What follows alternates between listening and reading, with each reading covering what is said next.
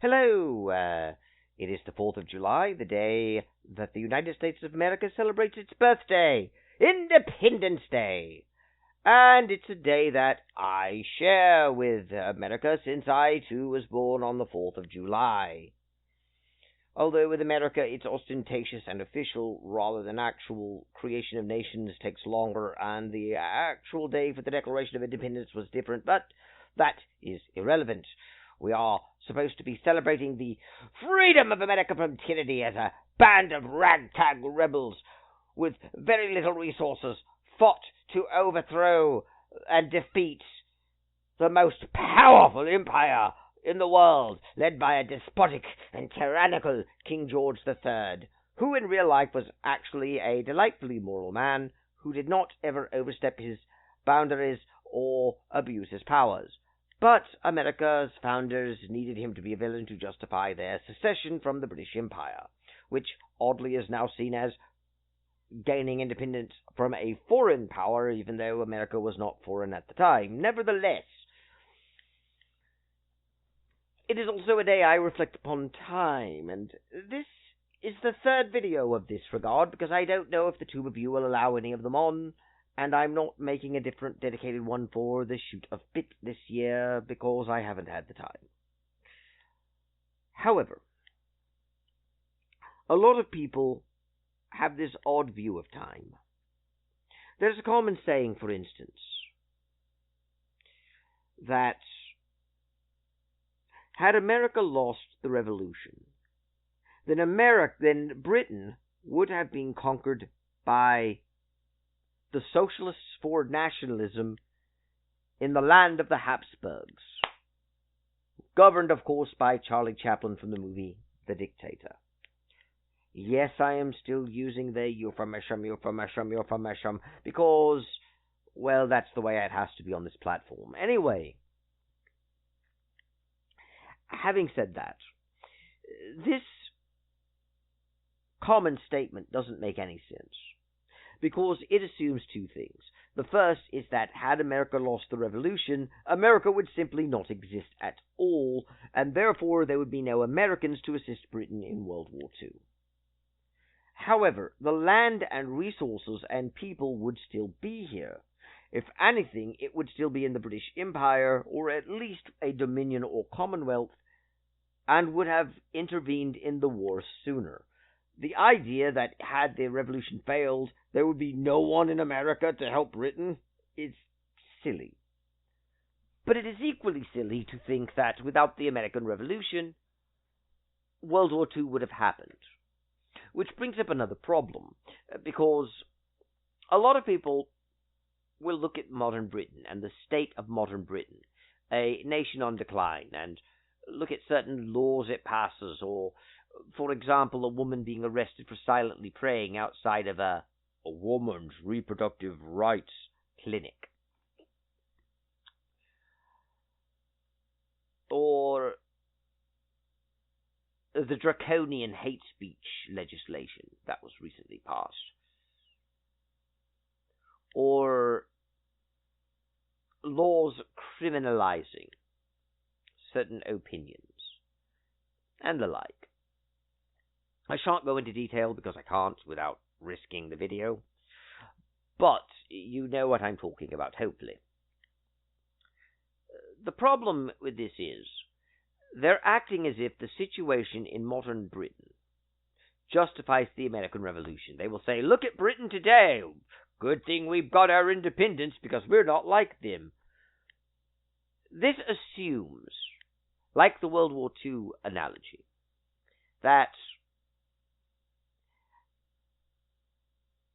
had America lost the Revolution, the history of England, the history of Britain in general, would have remained exactly the same. It wouldn't have. Believe it or not, a lot of the wackier or weird elements that they use for time is also used for my monarchist position. They'll say, well, Britain's a monarchy, look how crazy it is. Without realizing that the same can be said of America, but when it's said of America, they just say, oh, that just means it's a bad candidate picked. It doesn't disprove the system. But in this case, it's a little more egregious.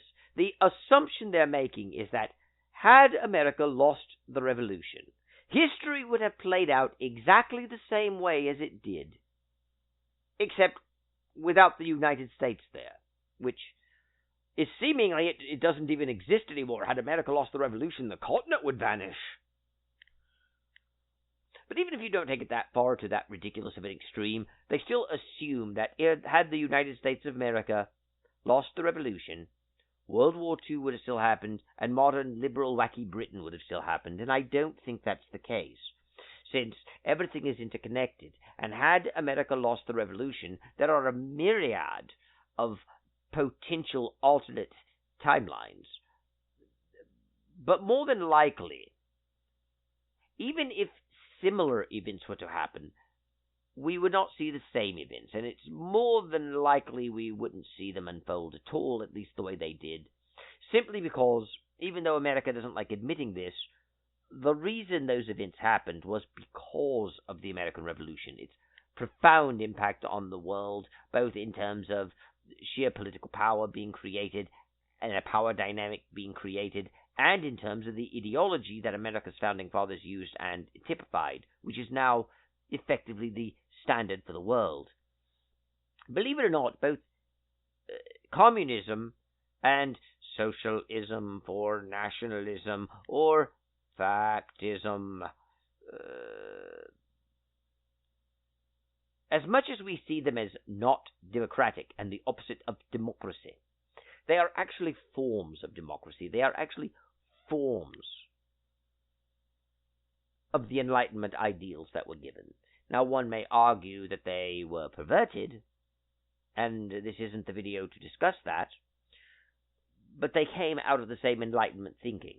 In fact, most people who followed factism, or socialism for nationalism, or communism, the only one I'm actually able to say without euphemism, is people tend to imagine them as being somehow alien to democracy and emerging from them, but they definitely were the product of the same Enlightenment ideals. In fact, Karl Marx, in his books The Communist Manifesto and The Naked Capitalist, praised America and its political ideologies, and it's very obvious he was taking ideas from it. Granted, the ideas that America's founders used were not completely original either. They were based on earlier ideas. But the point I'm making is, while I can't tell you what definitely would have happened had America lost the Revolution, and indeed, when dealing with time and alterations, any number of things could have happened,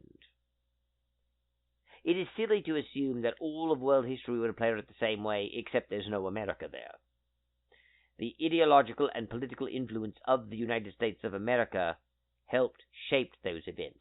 Now, that doesn't mean I'm blaming America's founding fathers and the Revolution directly for the rise of Charlie Chaplin from the movie The Dictator, or the rise of factism, or the rise of communism. I'm not. It would be irrational to do so, because that was not the inevitable outcome of their beliefs, and people cannot be blamed for events that occurred after them and what other people do with their ideals and beliefs. However, it is still nevertheless important to note that the ideals and principles and philosophies that gave rise to America also gave rise to communism, also gave rise to factism, also gave rise to socialism for nationalism. And you would not have had those movements without America.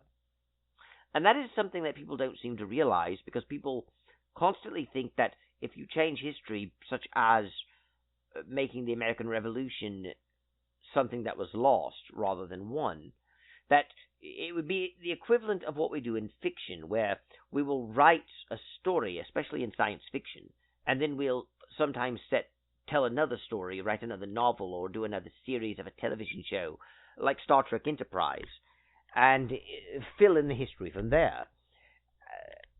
That's not how real history works. You can't just delete certain parts of it and fill it in with something else, so long as it remains consistent with the parts you did not delete. It's not like all the history is static and all I've done is erased one thing and I have to rewrite that one thing. that isn't the way history works. That isn't the way it unfolds. And yet we tend to have very simplistic narratives when it comes to time. We ignore how it actually proceeds, and we ignore how one event leads to another, leads to another, leads to another. Which does seem to be one of the most prominent problems with the way we approach situations. We approach them in an overly simplistic and indeed reductive way that ultimately is based on false premises. And we do this quite often with other topics as well. But really,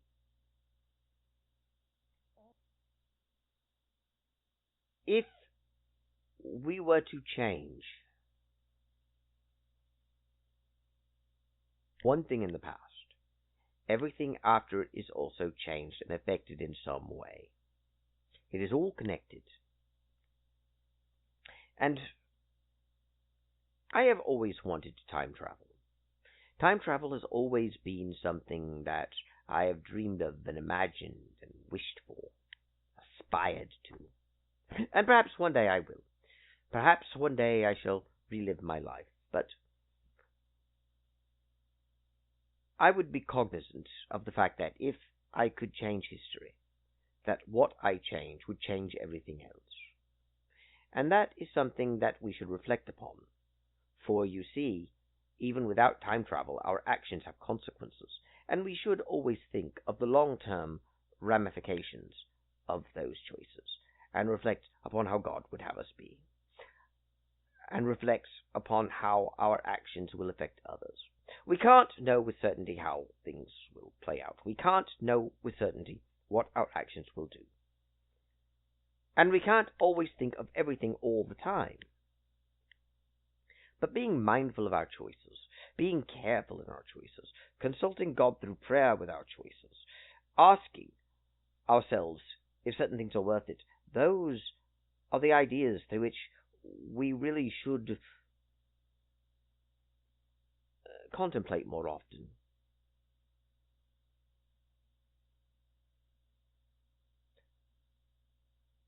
Because when all is said and done, what we do will have consequences. And wouldn't it be better if we actually thought about what those could be before we make major decisions, before we do something that may alter things in a way we would not like, before we do something that may very well change the world?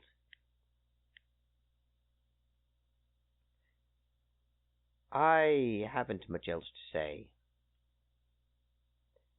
Not in this video, anyway. It is the third and final 4th of July video. I hope I have a happy birthday, and I hope you have enjoyed listening to this reflection, and I hope that some value has been gained from it. I have chosen, of course, to speak more normally, so this video shan't find many viewers, more than likely. The algorithm this year seems to prefer angry voices. But it is my birthday, and I don't wish to talk that way. I don't like talking that way. I do because I must. But I just wanted to speak normally for a bit, even if this will go up to all the channels that I am on. I shall take my leave of you now, as of course I have nothing else to say, but well wishes and birthday wishes are welcomed. And now I shall take my leave. Thank you. God bless. Happy birthday to me. And goodbye.